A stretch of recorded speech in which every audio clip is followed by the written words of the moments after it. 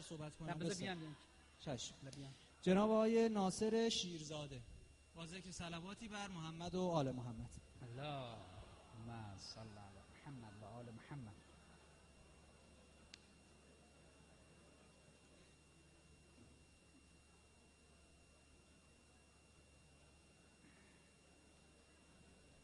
بسم الله الرحمن الرحیم. صبح همگی هم بخیر. صبح شما بخیر. الان صبح شده دیگه. خب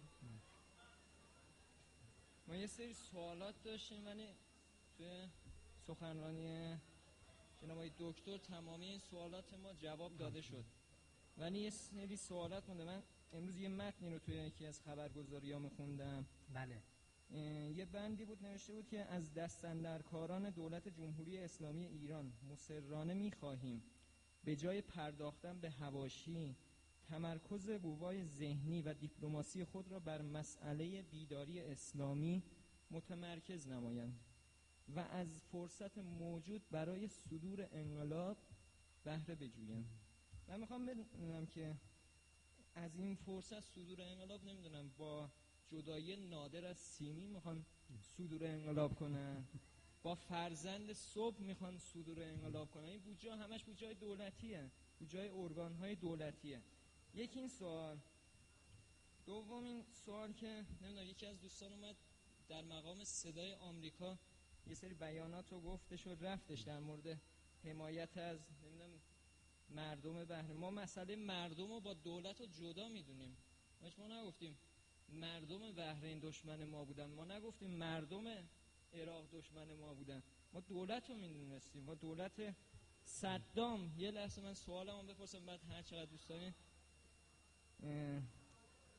ما نمیدونم، امام ما گفتش که ما اگر از صدام و جنایت‌های صدام بگذریم به هیچ وجه از آل سعود نخواهیم گذشت.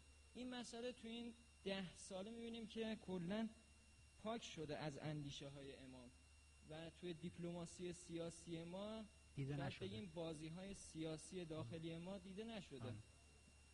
و حالا دو سه تا بپرسیم دیگه، حالا اومدیم این بالا دو سه تا دیگه بپرسیم. عدالت و رعایت. خب باشه، وقت اونجا نگرش دارین دیگه، علم ساعت نزد خداست. بعد در مورد یه مسئله فرهنگی هم فرهنگی ها، این مسئله سیاسی نیستش، من یه مسئله فرهنگی هم بپرسم.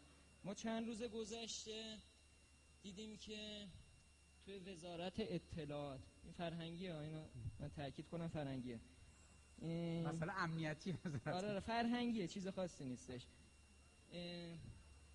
شخص وزیر یکی از مدیر کلهای منتسب به شخص فرهنگی دولت جناب آقای مشایی رو کنار گذاشتن، به آقایون برخورد و گفتن که فعلا ما دیدیم که مثلا 2 ساعت بعد دیدن که آقای وزیر نتونسته اون کارهایی رو که تو این برهه محول شده بود انجام بدن. گفتن دیگه خداحافظ، شما بیاین سمت مشاوران ما.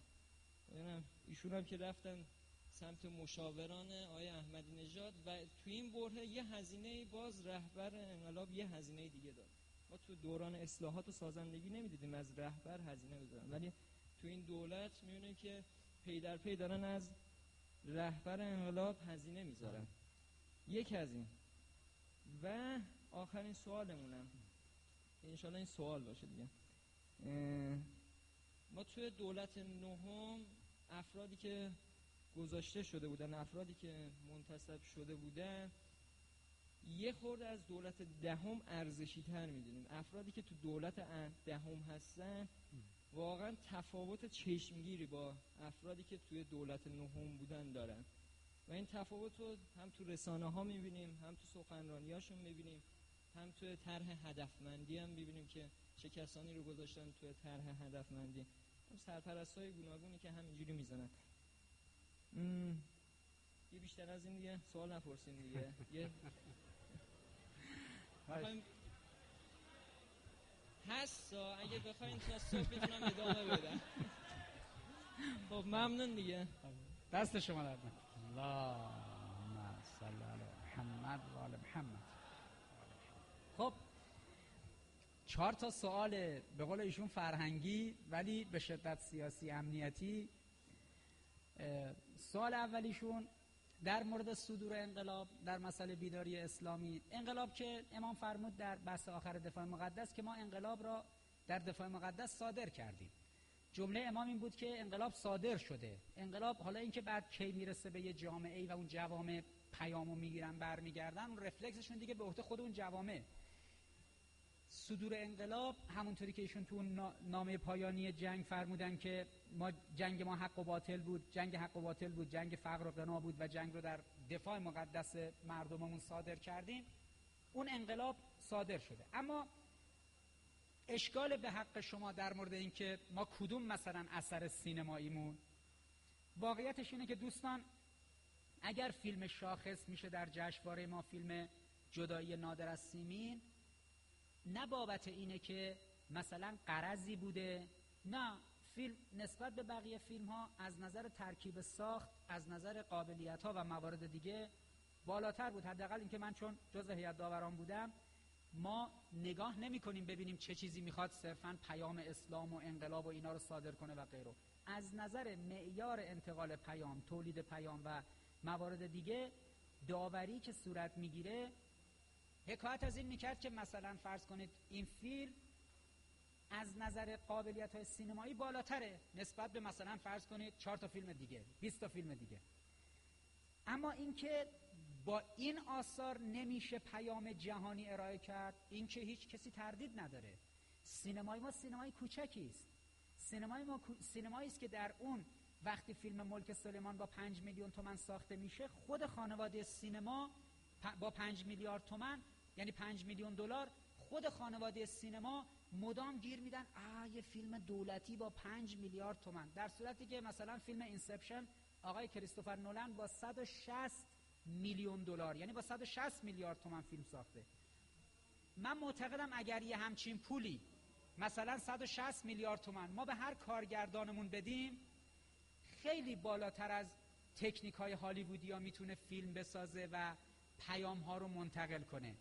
اما سینمای ما سینمای فقیر و کوچکی است. یک نکتهش از نظر دانش فنی و به ویژه از نظر فیلمنامه ضعیفه. لذا مدام که توی دانشگاه‌های مختلف دوستان دانشجو این اعتراضا رو دارن نسبت به مسائل جشنواره، اعتراضا رو دارن نسبت به فیلم‌هایی که ساخته میشه. بخش عمده از فیلم‌ها که طنزهای بسیار سخیف و ساده است، یه معدودشون که مثل همین فیلم جدایی نادر از سیمین تکنیک داره، بلد حرف بزنه، قابلیت‌هایی داره، اینا روی موضوعای کوچیکی تمرکز میکنه که از یه جامعه عظیمی مثل جامعه ما خیلی موضوعای بزرگتر و درشتری باید مطرح بشه که خب این احساس به وجود میاد که این در حد مردم ما نیست. من همیشه حرفم به دوستان دانشجو این بوده که امروز ما از فقر فیلمنامه داریم رنج میبریم و فیلمنامه نویسی یک فرض درست، این هزینه‌اش از بقیه کارها کمتره. ذهن‌های جوان، مغزهای جوان که مسائل روز رو بهتر ادراک میکنن و تسلب پیدا نکردن، تسلب ذهنی، اینها اگه توی صحنه بیان برای مسئله فیلمنامه نویسی و مشارکت کنن و سینما رو جدی بگیرن، دوستان سینما بایستی جدی گرفته بشه. ما امروز 1000 قسمت فیلم سینمایی، 1000 فیلم سینمایی خوراک سالانه جامعه‌مونه. شما اگر فقط به تلویزیون جمهوری اسلامی نگاه کنید، سالی 1000 قسمت فیلم و سریال پخش میکنه. یک خانم خانه‌دار، فقط خانم خانه‌داری که تلویزیون خودمون رو ببینن، از این چند تا شبکه که از سر شب شروع میکنن فیلم و سریال پخش کردن تا انتها، اگر اینها رو متوسط روزی 3 تاشون هم دنبال کنه، که بعضی از خانم‌های خانه‌دار تا 5 تا از سریالا رو هم دنبال میکنن، به طور متوسط در سال 1000 قسمت فیلم سینمایی و سریال میبینن. یعنی خوراک نسلی که امروز ضرورت پیدا کرده، این ظرفیت ذهن انسان امروز که این همه مطلب میطلبه به نسبت نسل‌های قبلی که تعداد فیلم و کتاب داستان و رمانی که میخوندن، یعنی گیرایی ذهنی کمتر بود. اگر انسان‌های نسل امروز رو ذهنشون رو اندازه، یعنی به صورت یک مغز واقعی، چون مغز انسان مادیه، ذهن انسان غیر مادی، اگه ذهن رو هم مثل مغز مادی میشد ترسیم کرد روی تن انسان، شما میدیدید انسان‌های نسل شما سرهای خیلی بزرگ و تنه‌های کوچیکی دارن، چون